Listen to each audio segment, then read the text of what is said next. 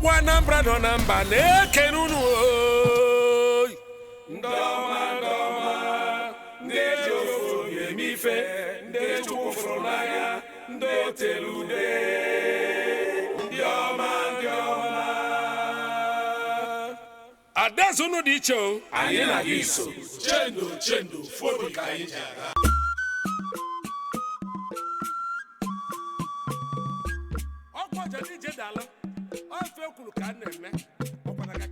Otu Umuokpu Anambra USA Association Inc., headquarters Houston, Texas, the original, cordially invites you to our 2022 induction ceremony and gala night on Saturday, June 4, 2022 at 7 p.m.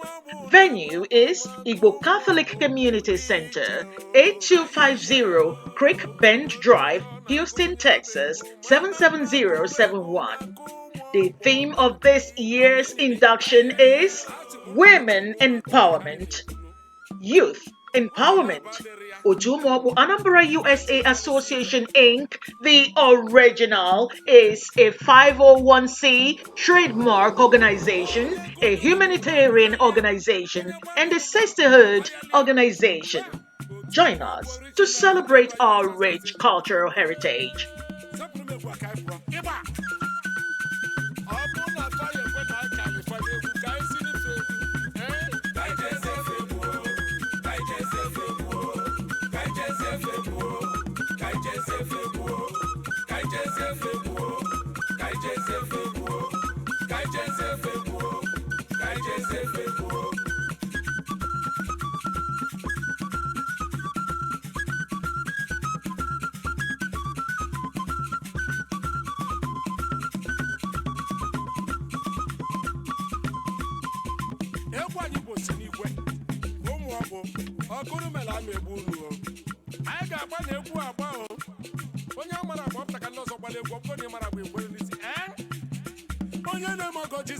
For further information, please contact Dr. Mrs. Maria Ilioko, President, 832-640-6329.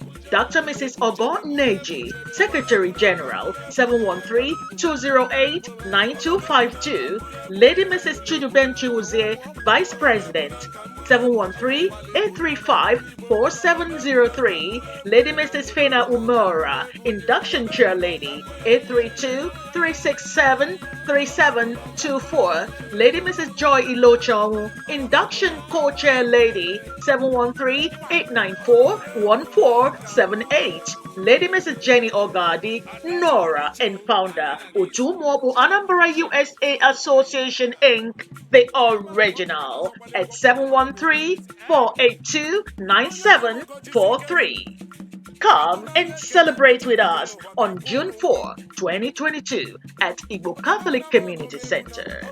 See you there.